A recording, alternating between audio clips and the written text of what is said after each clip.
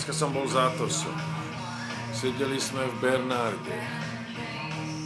Bol som prekvapený tým, ako oni akože voči imigrantom, akože utečencom je akože fajn, že treba im pomôcť. A tak, OK, dobre, je to jeho názor. Ale rozprávali sme o tom, ako treba napríklad naložiť mäso, ako treba spraviť moravského vrabca. A chcel som mu povedať, ako sa správne nakladá mäso.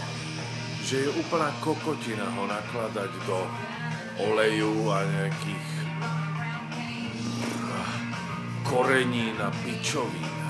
Pretože olej neobsahuje enzymy a jedine, čo dokáže mäso skrehčiť a zvláčniť sú enzymy. A enzymy sa napríklad nachádzajú v jogurte.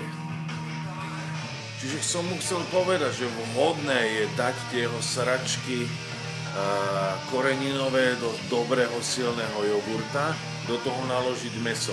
Potom to umyť a dať na pekáč a zažiť tú krehkosť.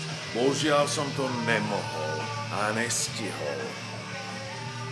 Pretože okolo išiel nejaký skurvený farebný Senegalec s vyrezanou žirafou, určite z 3D tlačiarne a so 4 náramkami a pán Atos sa z toho posral a potreboval prerušiť úžasnú debatu o krehčení mäsa a kúpiť si náramok.